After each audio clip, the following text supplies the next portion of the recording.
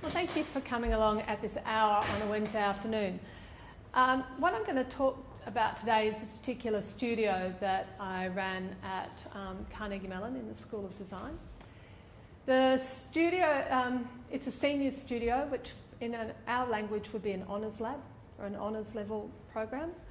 And so the students in the design school at Carnegie Mellon are a mixture of industrial and communication design students. In their first year, they do a generic design. The program has been, it's about to change, but that they do a generic design degree in the program in the first year. They specialise into industrial design and communication design in the second and third year. And then in the fourth year, otherwise known as seniors, they then come back together.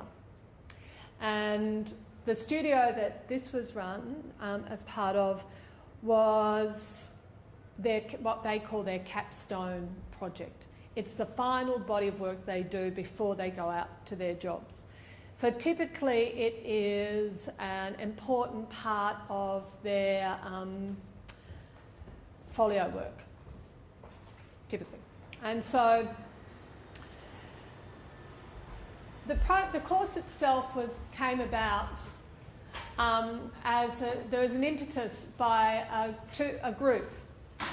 It's really one group, but they had two faces. One is the Falk Foundation, which is a philanthropic group based in Pittsburgh, whose preference is to fund research projects that wouldn't get funded elsewhere. That's kind of their agenda. And so they have very loose funding, you could say, model. But they also had formed an advocacy group called Citizens for a Safer PA, which is Pennsylvania. And when they approached the School of Design, and who then approached me to see if I would be willing to run the studio in response to this request. And they had two ambitions. They wanted to introduce a child protection law into Pennsylvania, and they wanted to position shootings as a public health issue. So they wanted to change the discourse around it from being one of crime to one of public health. And the importance of a child protection law is that they vary all throughout America. Every state has a different child protection law. And what the implications of it are, put simply, mixed child comes over to my house to play. Whilst at my house, they play on a trampoline and they fall off and they break their leg. I can be sued for negligence. Mixed child comes to my house to play, they pick up a gun, they shoot themselves or somebody else, it's an accident. And so it's quite a profound difference. And so in some states, child protection laws have been put in around gun safety, and then in other states they haven't. And it could mean a $300 fine, it could mean negligence and prison, depends on the state. But the most powerful person that they had identified in the supply chain around all of this and the introduction of the child protection law were paediatricians. Because in America, when you have a child, you don't take them to the GP, you take them to a paediatrician. And so when you move states, you have to go and get them registered and go through a whole process of them being with the paediatrician. And in the health scheme, the paediatrician is the most powerful person in the relationship of the child's well-being, particularly to mothers. And so if a paediatrician asks about guns or gun-related issues, that has power. So much power that the NRA in Florida have put a gag ban on paediatricians so that they cannot actually, if a child comes with a gun wound, they cannot talk about how it came to be. So when this is what I'm first being told, I'm just sitting there going, I don't comprehend this. And so it was quite, in the School of Design last year, at CNU, there were a lot of non-American faculty appointed or coming in, but particularly to give an Australian who has a very foreign relationship to guns, this was all really hard for me to take in. And the one thing they wanted to be able to provoke is, oh, I've lost the slide. Oh, it's gone out of order. What they wanted to do is to be able to, for mothers, and it's mothers that are the ones that are the most powerful impetus in this thing they've identified, for mothers to be able to say, So when Mick's child's coming to my house, but even though he's the dad, he might say, is there a gun in the house and is it secure? And if they can start that conversation, I tried this question out with my colleagues at CMU, and all of them were like, that's a little bit like asking what's in the bank balance. Like it's more personal than anything. So it's not an easy thing to say. So although guns are prevalent, they're extraordinarily private. And so one of the people they had been working with is a fellow called David Hemingway, who's part of a public health and policy group at Pittsburgh University. And he has produced this book which was all about positioning guns as public health, a public health issue. And so this was part of their whole impetus. So this is what they came to me with. And they had a brochure that they had just spent a bit of time redesigning, which was this and this. And they had a lot of ambitions that this would work to change public discourse around guns. But they also knew that it was somewhat limited, hence they came to a design school. So they met with myself and another professor who is in the English school but came from an advertising copy background. And we agreed that we would explore the topic from two perspectives. Suguru in his class had the students redesign brochures, and they did it as a 4-week project. My students did it as a 15-week investigation, 13 to 15 sort of, and I made no promises as to what we would produce as an outcome. I could promise them a new brochure, I couldn't promise them a campaign, I didn't know. And because it was their seniors project, they had to have enough flexibility in that. And so this was all signed, sealed and delivered in October. Then on November 16, the Newtown shooting happening. I remember the date very well because we were setting up the exhibition for the seniors' end-of-year show. So we're in this big warehouse putting up all their design work, and all of a sudden the tweet meters are coming through saying a school shooting had happened. To which my students then came to me and said, well, looks like we've got something big to do in the studio then. And it sort of changed the mood and set up. So come this, the spring semester, which is started in January, we set work on this project that has ended up with this website, and everything I'm going to talk about today is pretty much in the website, so if you're really interested, it's all there. And so the studio was, the whole idea was that we wanted to explore guns and their social impact and meaning, and we wanted to explore design, social and material capacity to enable place-based transformation, scaling from local to national. Because we're working with a Pennsylvania group, and because America works very much on a state-based kind of mentality, almost down to a city one, so the issues in Pittsburgh are different to the ones in Philadelphia. It's extremely localised. We were going to start locally and build out, but you couldn't help looking at the issue without looking at the national discourse at the same time. With the students, I also decided that I would run this studio not with me being the person with the answers. We all knew nothing, except I could be the biggest advocate. I could be the protagonist because none of this made sense to me. And so my foreignness worked. I had taught all the students the semester before. I had taught them in the previous one. So it wasn't like they didn't know me. They now understood my accent, but there was still, I didn't understand the phenomenon well enough. And so it was also, I worked with the students where, so we were going to work as a collaborative studio, more like we had a client and work together, and we would self-organise, with me being art director and decider. I also, as a learning contract, they wrote their own briefs as to what they wanted from this course. What did they want to know? What did they want to do? What did they expect? And so at the very beginning of the semester, they wrote a one-page outline of what they wanted from this course, because I wanted them as senior students who could actually be working in industry if they were here to take that level of what do I want and not what am I going to give them. So we built the website, and in it, used it as a public portal. And then throughout the semester there were many readings, there were presentations, the syllabus, everything is up there for you. I invited different groups of people or different individuals to come and do different presentations on particular issues at particular times.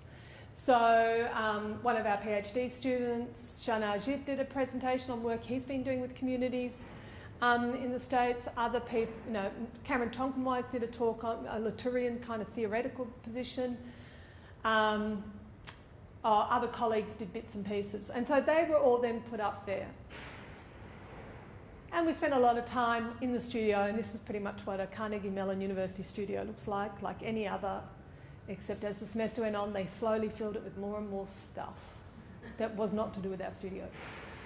At the beginning, I knew it was really important they had to understand the problem. And I was told by colleagues at CMU that the students wouldn't read. And somebody might need to open the back door to let them in. They won't read. They don't like reading. And I thought, well, there's no way that we can not read. And we've been given this book by our partner agency as the Bible to engage with.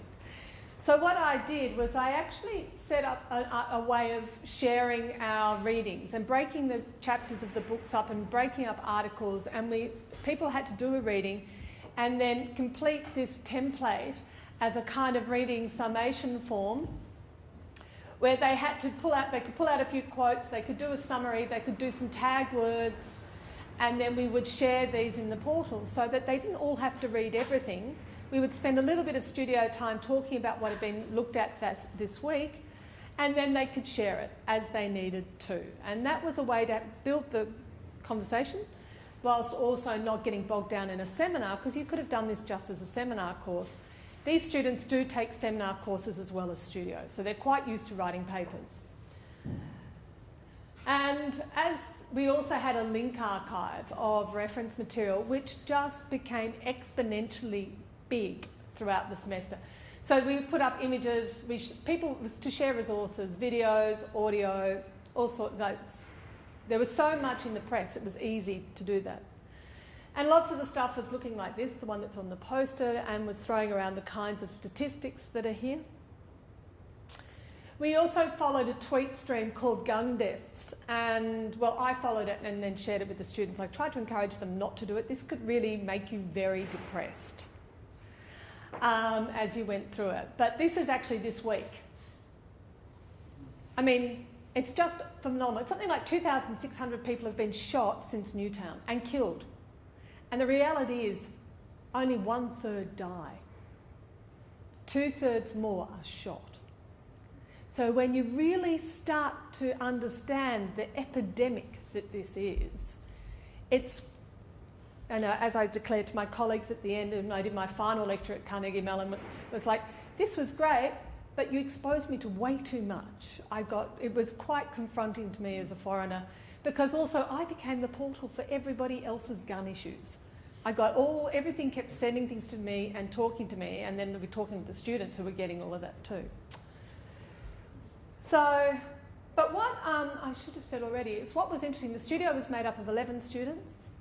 2 of them were from Korea. So take them out. So of the 9, so they were as shocked as me. Of the 9, one of which was an Australian girl who's lived in there since she was 7, 3 of them had been in school shooting. 2 had been in school shootings, 1 had had their father held at gunpoint for a carjacking. So this was personal. They had run from the school, they had barred the doors. And so they had a real understanding.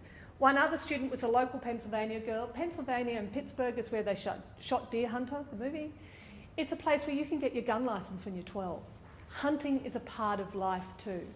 So there's all these cultural things of people who've got questions about guns, who've been victims of gun violence, and people for whom guns and shooting are every day.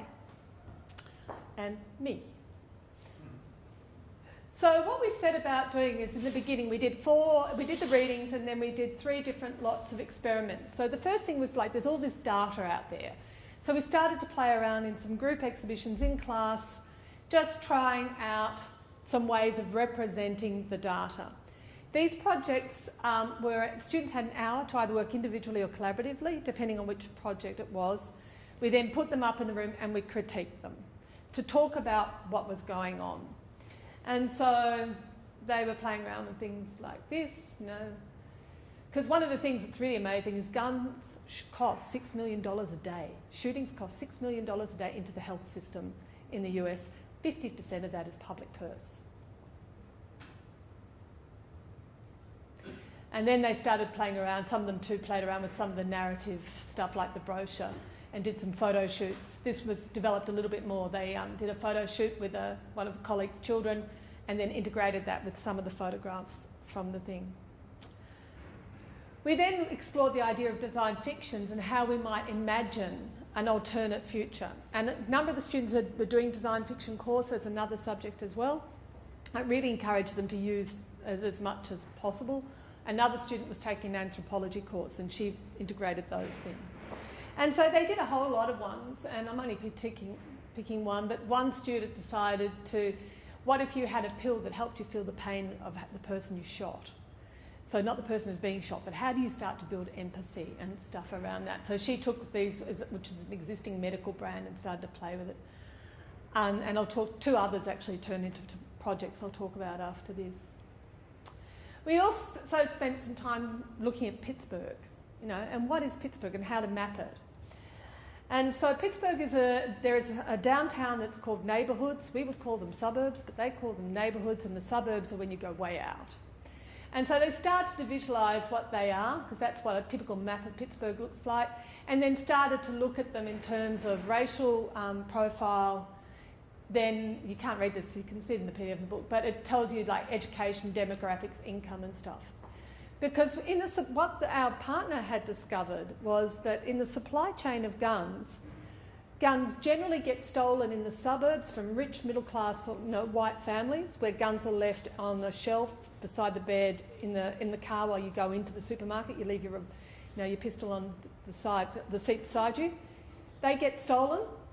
They then get sold on the street, usually to poor black kids downtown. And so they can trace the gun that shot someone and killed them actually was the result of negligence in these families who don't lock up their guns. The law says you're meant to. People just don't do it. So after a while, we looked at all the data. We'd spent weeks doing all this stuff, and all of a sudden the students said, we've got to talk to some people. We really have to talk to some of the community. And I'm being a devil's advocate as I can be, and I was like, why? Why do we have to talk to people? We've got all the data, we've got all the science. Why? And they declared to me, because we are human-centred designers, and that's what we do, and we need to talk to people. So we talked about the idea of going off, and we built a list of contacts across all different areas in Pittsburgh, and then they self-organised who in pairs, who would interview who and go and talk to them and stuff. And we talked about whether or not these stakeholders could become personas as representations, but we decided that wasn't right because that turned them into something other. So instead they actually built these profiles of different people, from the woman who runs the morgue, the head police person, one of the advocacy groups, a young guy who'd lost both of his parents to guns, and his girlfriend, and so like that kind of network to try and get an understanding. And then we started to map what the real terrain of the problem was. And at this point, it's getting really overwhelming. I have to say, it was extremely overwhelming because there was both all of this going on, the press is at you constantly, and it seemed like there was nowhere you could go. And we're being asked to redesign a brochure, which just seemed to be such a simple and naff concept. So we started to brainstorm it. We also did a number of presentations with our industry partner. The students, after we'd done all the data, the students actually put together a whole presentation that they then fed back to the industry partner, asking questions, and she would then go off and find more for us, but also found that the students were asking her questions that were really good, that she wasn't being challenged on. But we also discovered at this particular presentation that because the students had been also to presentations by the NRA and other community groups, and we brought the other community group, not the NRA, in. And there was a standoff between our partner and one of the other community advocacy groups, and you realised the politics of who's going to have the say and who's going to get the money is just as much a part of the problem as anything. And that actually then started to sour our relationship with the partner, because she was like, it's like, even though she knew that we were going out and talking to everybody. So that was a bit unfortunate, and that was a bit hard for the students too. So then we asked ourselves, what can we do with all this information? What can we do? And we knew that we had an inkling that we wanted to produce a kind of resource. And there were things like the Human-Centered Design Toolbook that IDEO's put out. One of our colleagues has written one of the main design methods books. That was there. At the same time, Lucy Kimball and Joe Julia had come out with the social methods menu that we had. And it's going, there's a lot of stuff like this out there that's also very solution, like here's some tools and very accurate. So what we decided to do instead was to produce a book, which is this book, which is also a downloadable PDF. But what we wanted was for the book not to be an answer and not perfect resolutions to methods, but rather to be a catalyst that if you've got a problem that's as difficult as guns and kids, you might look at some design methods or approaches that you could then use for future projects. So that it was meant to be a catalyst. So when you look at the projects that are in here from the students, a lot of the projects, they're not meant to be perfect solutions. They're meant to be tools to think through the implications or limitations of using something. And so this is when the studio thing started to really kick in. And so I asked them, we had the themes and stuff, and they designed the table of contents for the book themselves. They worked out whose work was going to go where. So the first half of the book is the group class things, and they picked what they thought were the best examples. And they broke up into groups and did all the activity. And did the research and reading that had to go into positioning, why visualisations, why design fictions, etc. The second half of the book is their individual projects. And we also did an expertise audit. So the students went through and we worked out who could do what as a way of thinking about what would we bring as a studio. And that's only some of them. And then they spent a few pages actually thinking about different ways for synthesising information and how they would go it and what the levels and stuff would be. And some of the issues that were really informing it. Because one of the big conversations we were having all the time in the studio is, why is it like this in America? And why is everybody else doing this stuff mocking us and questioning it? And so we had to talk about the Second Amendment. They wanted to know too, why were design companies that were more socially driven not to be found in America? Why were they finding all the interesting companies in Australia and in England? And so then we'd have long conversations about that, usually framed off the idea of healthcare and different agendas for how you think about shared well-being. And so they were both getting concerned about the fact that they all wanted to work in this space of design for good, design for social innovation, design that would do something, and yet they couldn't see how they could get to do that at the same time as thinking, why are we even having to deal with this? So throughout the semester we did lots of group work and presentations and stuff to supplement what we were doing in individual projects. And what was also good was they actually co-designed the book to the point that a couple of students took the lead on creating the shared InDesign file. It was in a portal, they were all putting in and designing it as we went along. And those who couldn't do stuff, they would mentor each other. If they knew someone was great with colour, they did that. If someone was really good with doing technology, they did that. And it was a really nice, it was very, to me, to see them actually working that way with me intervening and me proposing and them saying, no, we don't want to do that. We think this is better. And so I also had to be willing to move around. So the first lot of projects that the students did were really looking at this space of communicating complex emotive information. And so one student, Sunny, was actually trying to build correlations between other public health campaigns and guns. So what happens if you start to correlate the idea of seatbelt campaigns to this? And how you might, or smoking, and at the same time there was a really big push around drugs and, what is it? I forgot what it is, one of the ones anyway. Arizona had done a huge campaign. Another student was trying to do a similar idea, looking at how you think about public health, and she was trying to put guns in amongst the idea of burning and, you know, kind of confronting the idea that gun accidents are an everyday phenomenon and trying to put it in amongst, you know, 530 vases are knocked over, you know, in a day, and people can be hurt by those. But 4,166 children are shot accidentally by unsecured guns. No. But in the last year, I think toddlers have killed more people than terrorists. and they've killed something like 200. They've either shot themselves, shot their parents, or shot a friend. And that's toddlers.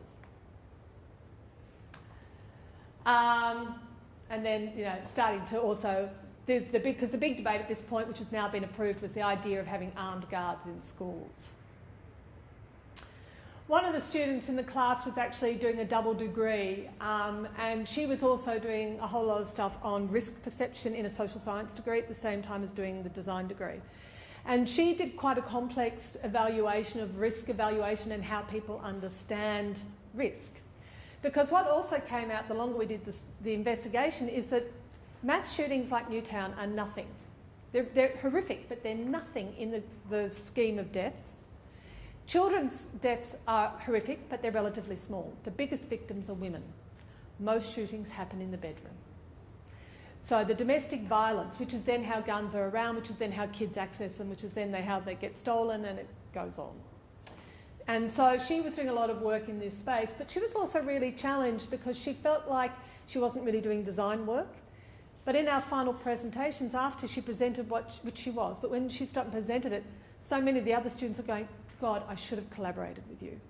You could have brought this whole other depth to what I was trying to do, but it was after the fact. Particularly one student did a material exploration. She came from industrial design. This is the #1 gun safety lock in America.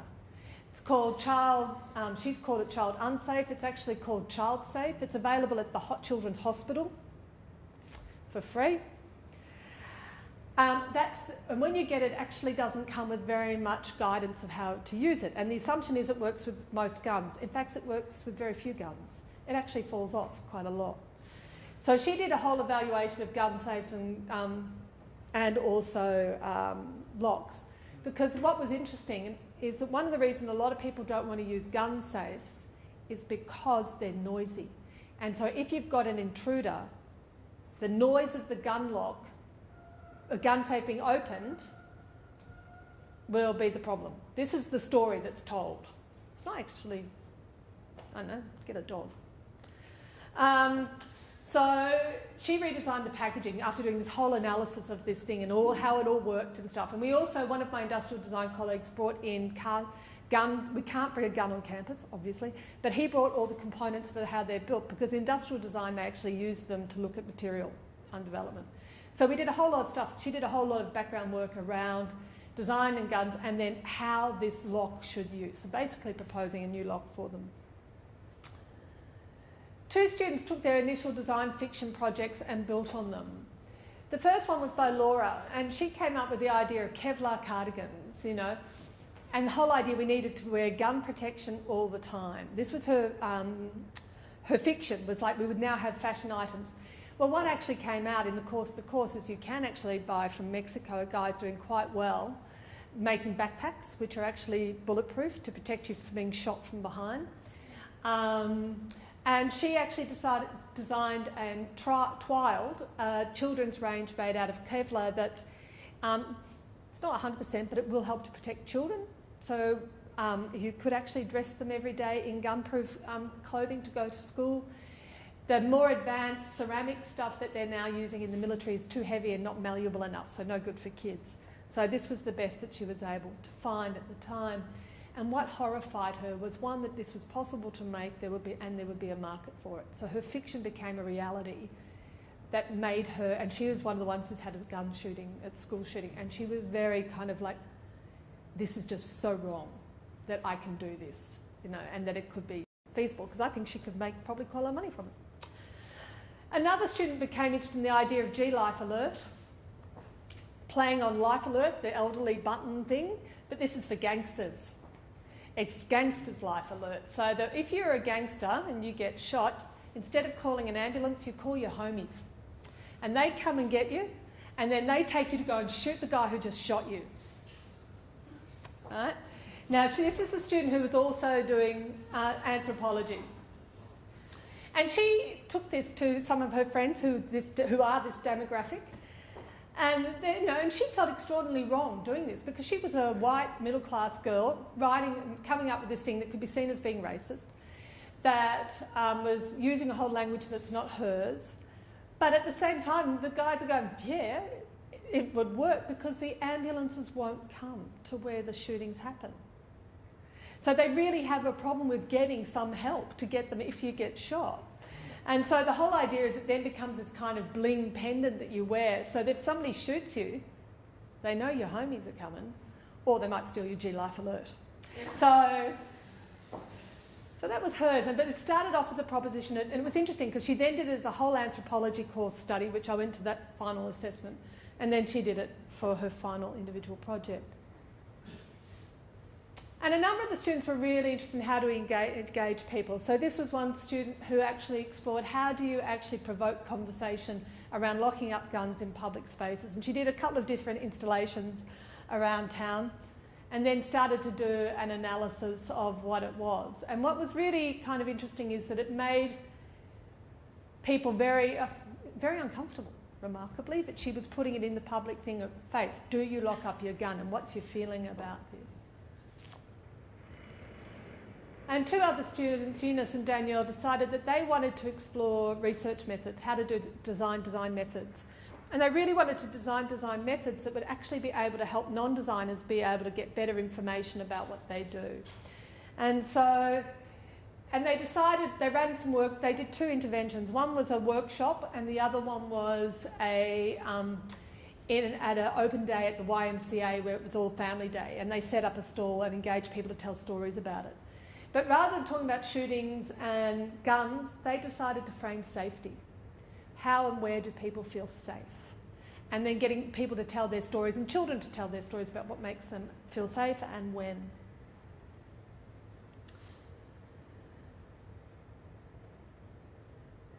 And so then they produced a booklet and a series of cards and devices positioned within it using design methods. And two of the students decided they want to embrace the power of story. Russell Tucker was really interested in how we could use narratives of stories to combine qualitative and quantitative data. So you would get people to fill in a story in an online portal, and they would give you some facts as well as a narrative. And from that, and the back end, you could then start to see demographics of areas and concerns. There are a number of tools out there now that do this kind of thing, but they don't necessarily, the user interface and the user experience was less evolved. And it's kind of his area. So you could both see other people's stories, you could write your own, or you could see the data about where things happen. So he was trialling and he built a prototype of how that would work. And the final one was Michelle. And Michelle, she was very interested in, she was a student who was Australian born, grown up in the States, been involved in a school shooting, but really was really concerned about the polarity. And this was a big theme in the students in the studio. They're really worried about the polarity, that if you try and talk about guns, it just turns into an argument. There's no way to have a logical or rational conversation. And all the students did things like they went to NRA talks, they went to community meetings, they went out and really tried to understand what was happening in Pittsburgh. And so she decided to collect people's stories. She just wanted to find a way to collect the stories that would allow people to talk about it. And so she actually did an online portal and postcards, but some of the older people would send her letters. And they'd be reminiscing about when they got shot in the war, or when their friend was shot, and then maybe their wife was actually, then there were all these cute things on it, like someone had gone through and edited and fixed up their language, and or they added extra bits. And she had people posting them from all over for it. And then she also had these paper-based ones, and then she put them into just a blogosphere sort of site where you could actually engage with what is the reality. Some of them were pro-guns, some were anti. Some of them were about why they have guns. She didn't want to take a position and say it was either. She wanted everybody to be able to speak. And that was, because that was one of the hardest things. So that was the project work. So what did we learn? If you go into our website, you'll see a calendar. And in the calendar, the most important thing in the calendar was snack day. What we did from day one, and I ripped this off from another professor who teaches 8 o'clock studios, so he has a roster for breakfast. every student has to bring the class breakfast throughout the semester.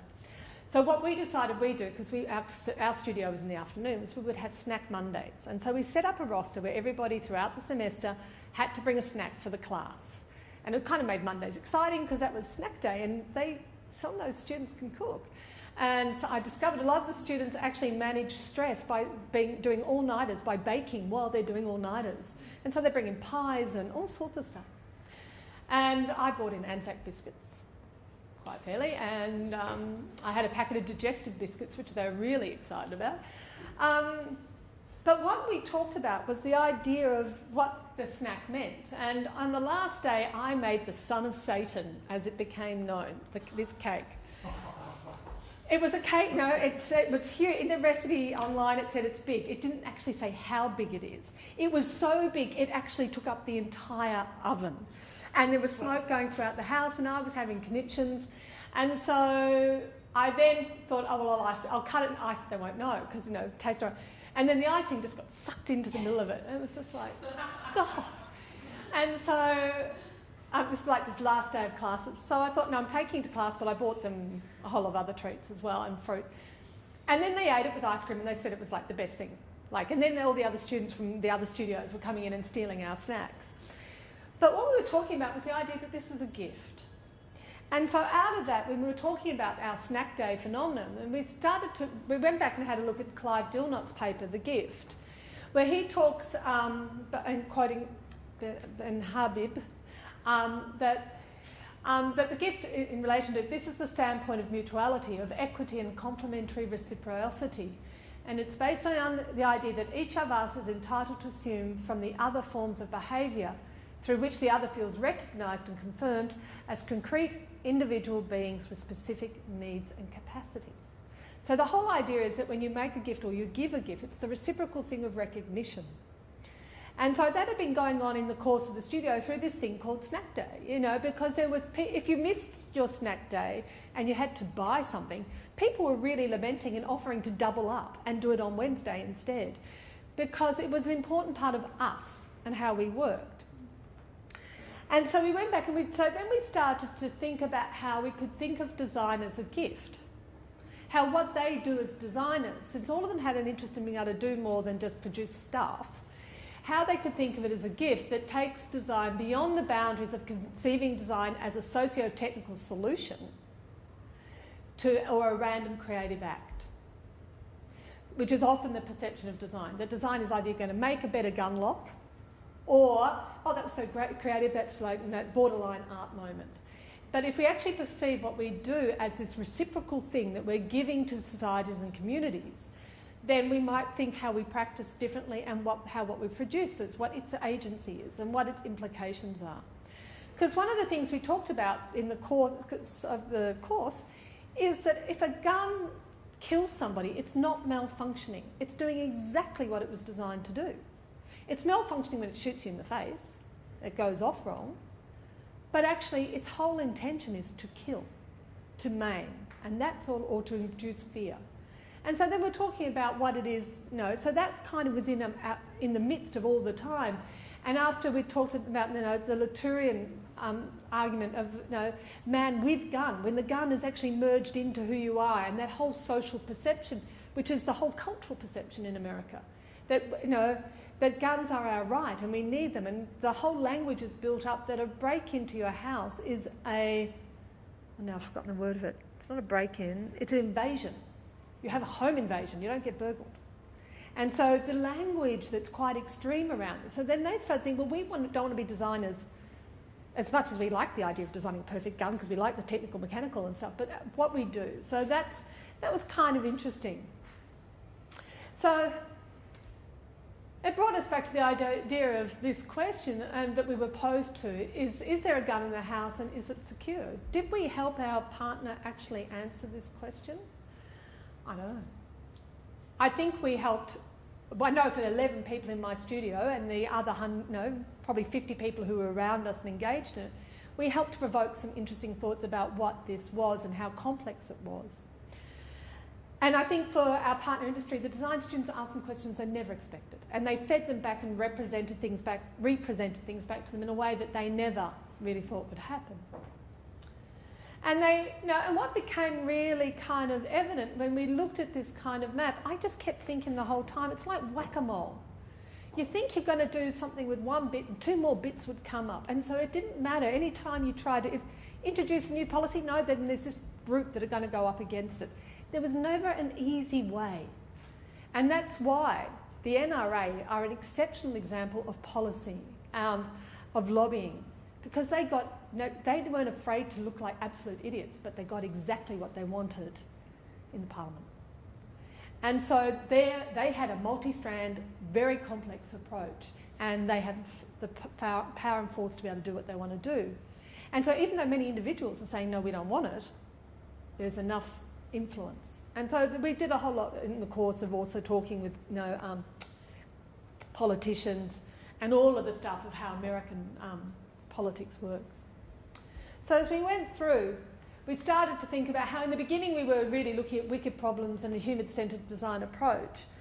But actually what we were dealing is a wicked social ecology. Now wicked ecologies is usually what's used to refer to environmental challenges because it's talking about how they work. But ours was a social ecology because the problem seemed too much like there would be a solution. And there was never going to be a solution. And so therefore if it's an ecology we can start to think of the interconnected components of how that works. And that we had to accept that we were working within the context of living systems and not just about human-centred design or people to people to people, people to politics, people to history, heritage, notions of nationhood. Like it was just, you can't, every angle was coming at it. And we have to understand that where we worked is actually much more multidimensional. But at the end, they did survive. They could even jump for joy at the end of our last class after they'd done their last presentations.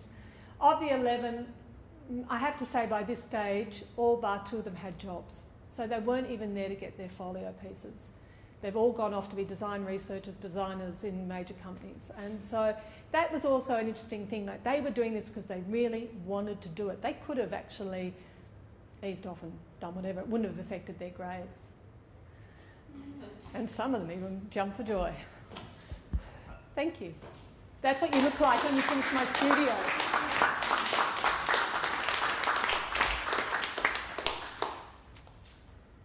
Thanks, Laurene. Thanks for that great talk. And now Mick Douglas is going to act as the discussant or respondent and give a short response to Laurene's talk. So Mick? Given that you've identified yourself as a portal for gun issues, looks like I'm going to affirm that even further because I have a gift for you. Oh, great.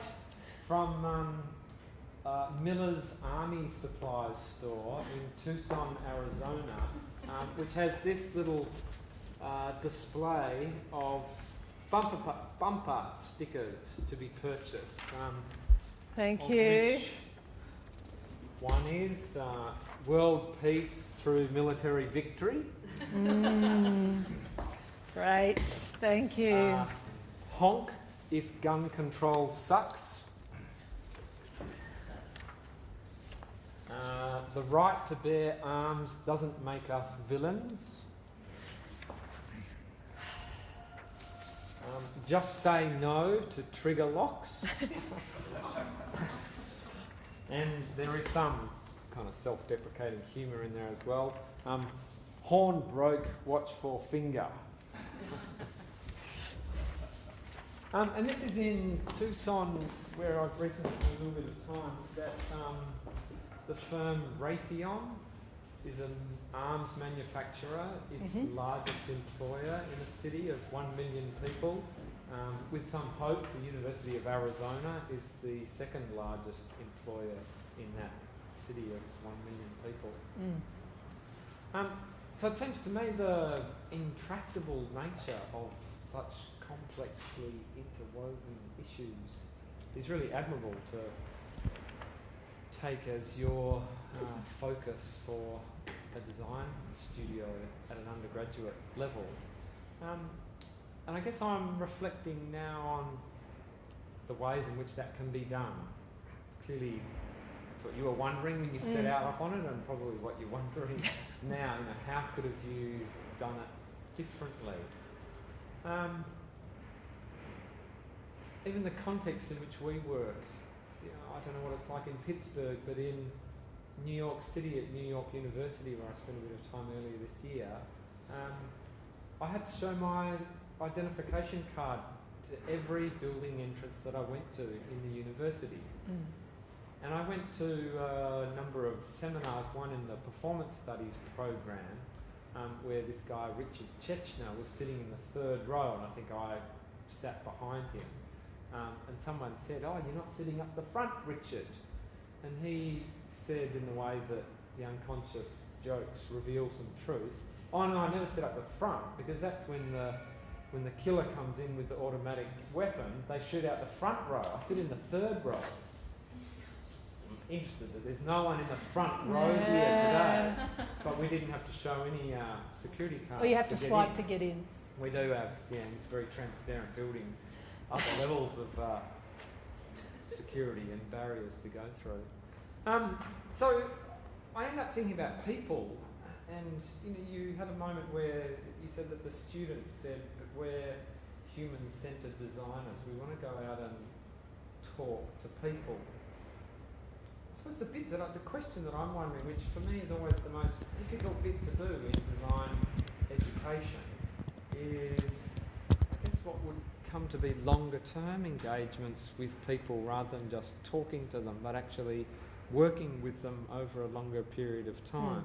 If you were to work with more groups of people, other than, say, the foundation that initiated your engagement in the project, what kinds of groups of people do you think you would choose to work with that might be an indicator of the kind of change that a larger group of people could undertake if this smaller group of people that you would work with were able to maybe demonstrate some change in these complex issues and the ways in which they experienced them, handled them, thought about them? Which would have been, I guess, the key people, the Achilles heel people that you would have engaged with? It's interesting because we talked about that at the beginning of how to do that, and because we talked about, because knowing that the paediatrician was the most important person who could influence family issues, it was, should we actually engage with them? But there was a kind of, most of the people who work there at University of Pittsburgh and are involved in another thing. We did politicians, lobbying politicians and political groups or people who have influence was another one that we looked at. And there's a whole range of community initiatives in the city of people doing local stuff. And there's particularly one artist who she's an Afro-American artist who lives in a relatively poor part of the town. But when we first got there, I couldn't myself, because I was living with in a house, sharing an apartment with Cameron Tonkawas, who's also an Australian, and his wife. And Sophie and I noticed we were at the supermarket one day coming home that all these houses in the street had this little sign out the front. The Americans have the sign in the front lawn thing. And it was, "Don't shoot, we love you." And we couldn't, for ages, we didn't know what this was. And then finally, after when I met with the foundation people, they said, "Oh no, that's such and such an artist, it's a community-based arts project with children. She works with groups of kids who do this as a way to try and raise the issue about they don't want to be shot in community groups." So, and then we also spent some time with talking with an African-American leader who, within the community, who does a whole lot of stuff with young men, because how to change that.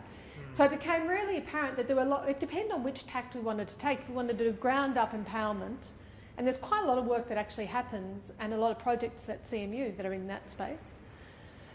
Do we go to how we could work with this level, but we couldn't have got access to them in the time that we had within the confines of the studio, or the political lobbying, which we did have some conversations, but everybody was at them as well. And so I think that that's what we meant by the systemic issue, that it's almost like it would have been, when you're doing projects, you need longer than one semester, and you probably need to do it with second-year students or third-year students, not students who are leaving. because those students all leave. Because one of the other phenomena is in America, very few students stay in the town that they go to university. So most of them were leaving to go to work. Out of the 36 seniors, I think 4 were staying in Pittsburgh. Most of them were going. So your ongoing connection to the community that you're in is also, and that's something we talked about as a class. So I think that timing of where you bring it into a program, if you want to have that ongoing, or an ongoing studio where different groups come through and do stuff, I think that then has to be planned. But you probably have to think about that issue. And I think if the Newtown shooting hadn't happened, I think this would have been an extremely different studio. It's just, it was like, because there have been numerous shootings, there are other shootings after it, but it was the one that raised this whole political sort of movement, and it was everywhere all of a sudden. That wasn't there before that. It was around, but it wasn't the same. So it's almost like it was great, but maybe it was too much. That it stopped us from being, the topic was too hot.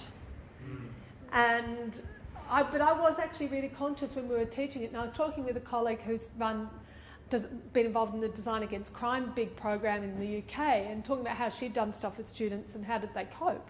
Because I was really worried about the emotional well-being of the students, but I was also really worried that if we made the studio too public on campus, we could become a target for a shooting. And, so, because our building is open, it's not swipe access. It will be soon, but at this point in time, CMU is pretty much open community sort of campus. So I kind of always had this fear that if we go too far, because there are people on campus who are really, really pro guns on campus, and students who are leading rooms, and so you're going, and every year Arizona State has a huge thing about no guns on campus, because you're allowed to visibly carry guns in Arizona. And so, you're going, I don't want students with guns on campus, even if they've got a license to conceal and carry. So I think that all of that, and then the Boston bombings happened, and then that was the next wave that kind of kept all of this going. So I think it's just been a really hot time around this, and that's almost like, it was good, but it's almost a negative in some ways. So when I said yes, I really didn't know what I was getting myself into. And if the project were to continue and have a life beyond an education program within the university, privileging mainly the education of the designers, do you have any sense of where else it might be located, or what kind of weave it might have in that broader complex social ecology? I didn't get to see what the education students did, English students did with the brochures, because of the timing when they did their presentations. But I think that their professor is very keen to keep doing those kinds of projects as well, which is one discourse, which is how you language around this stuff is what they were doing. And within the actual curriculum at CMU, this kind of studio is a studio that they're wanting to do. There were 2 other studios that students were enrolled at, other groups were in. One was on risk and the other one, I can't remember. So this kind of theme of social engagement and social action is not unusual. And in fact, it will be more and more the norm at CMU. That's how they've completely shifted what they're doing. So from environmental to social issues and what design can do for this kind of agenda. Fantastic. Should I hand it over to others? No, that's great. Thanks, Mick. Yeah, we should. I mean, questions from the audience? Anybody got any questions for Laurene? Or you can have a glass of wine. Yeah, we got a glass of wine too. I don't really have a question, but leading from what Mick had said, this time durational engagement type stuff, I think this pops up a lot. And it pops up even in the work I do around disaster preparedness and capacity building for communities. And I'm wondering whether that's not the problem really. And what I'm trying to say is, if you're talking about enabling, and of course it takes time to enable, but in a way when you engage with people, not just communities as such, the designer has to be enabled themselves to be able to know and navigate through quite a complex process. And it seems like from the accounts you told me, or told us, that they felt, I mean, any person, irrespective of design or not, would find this particular problem very confronting. And yet, you know, it's a process of working that through, and the fact that they actually did that probably enables them to be able to look at not similar issues, but similar complexity, and I think that's great as a learning outcome. And also, in terms of the, you know, talk about the gift, what you leave behind when you go, I think that's more important than the fact the length of time you're engaging literally in a community. And I'm always really conscious of those things that you do, because I think the gifting that you do is wrapped around enabling. And what you said about something about the organisation not realising all the questions that the students are asking they didn't see before. You know, all these things are also a learning process for them. You know, and they can be part of that process of change. So in a sense, what I'm hearing is that without that engagement, the organisation has been quite happy with the brochure, whereas now, you know, they've changed their. I think that was the thing that was really quite surprising, because I doubt that they may have gone with one of the student brochures that came from English, I don't know. But it was more about how they could think about what would go on, and how, you know, whenever the students were asking questions, she was really like both amazed and shocked and surprised and delighted with the kinds of things that they challenged. She'd go, oh, I don't know that, I will go off and find that. And then she would go off and find out these angles into stuff, because I think under, I mean, they're a very particular group of students, and they worked extraordinarily well together, and they could easily identify whose work and stuff. And I'm going, I don't remember you being quite like this in first semester, you know. And they said, oh, it's because it's this group. We actually, you know, they said if there are some people from the other studios in here, it wouldn't be working like this. So it was also who they were and their commitment, but their desire to be that kind of designer that can do that, but also that they wanted equity. As much as they were all politically against guns and shooting at kids, and no one, even the girl who had a gun licence, wasn't pro. And one other colleague we had come in who was pro-shooting, anti-free guns, you know, sort of, and he talked about what that was like. But they wanted to be able to enable people to engage in this, because they could see the biggest problem was the fighting, and that in the meantime everybody's dying, and that you were at risk. And you know, when high school students have strategies of how to get home from school without getting shot, and who they walk with, and they know that you fall on your stomach because it's better if you get shot in your back than in your stomach, and that's a 15-year-old strategy for getting home from school, it's not right. It's not. It makes no sense in the world's, you know, supposedly most civilised, wealthy first world nation. So I think that that's the thing, enabling, but for them to be able to, I really worked with them to think about that, and that's why the book is designed not to be the perfect answer to kids and guns. It's about this kind of designing and how you might transfer it. We would talk about homelessness, and we would talk about ageing, and we would talk about, you know, drug use. We would talk about how what they're doing was transferable, so that they didn't get caught up that all they knew about was kids and guns, or guns in America. But yeah. Yes, Yaron? So I was just thinking when you were talking about how polarising the issue of gun ownership and use is in the States. And a little bit of a mind went back to, you know, Michael Moore's thing about, you know, Bottom Command Mine, and how he, at one stage he was talking about, you know, is it the gun ownership that's the issue? And he looked at Canada, and he actually said, well, actually Canada gun ownership is very similar to the States. And, you know, without going into the issues that he went about, and it just made me think about the way you work with designers to address a communication design issue.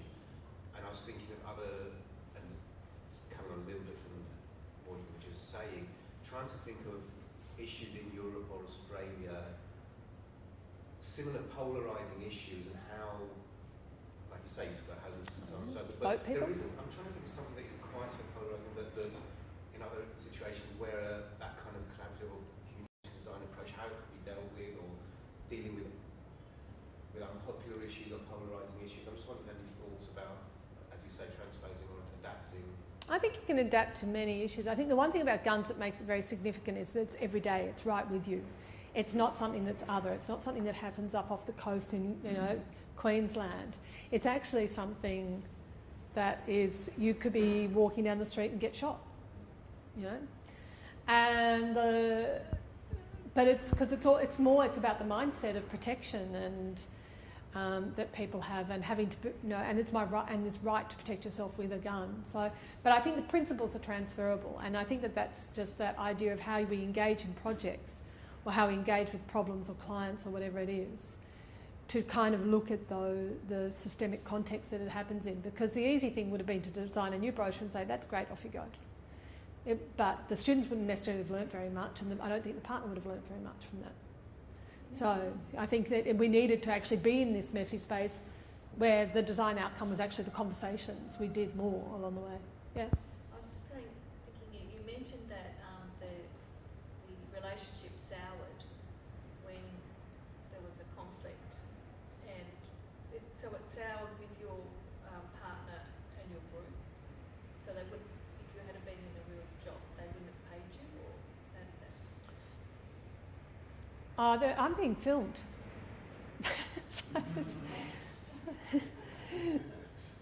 Let's just say it became complicated as time went on. It became more politically complicated around agreements and things. But that's part of working in the philanthropic sector as well, I can gather. And part of actually connecting with the reality and the complexity of a situation which doesn't have an easy fix, which has that incredible complexity. I guess that you and the people in your lab or in your studio actually entered into that and then became part of that. And I think what you were talking about in terms of your concern about actually how far do we go into this, and is there going to be some sort of action, like are we going to become targeted, and those sort of very real issues where it goes beyond being, does that go beyond what you want to achieve, what the aims of the studio are? It's very interesting. But I mean, perhaps if there's another question, but we've got some drinks and wine and cheese at the back of the room, so stick around to have more questions with Laurene or Mick or anybody.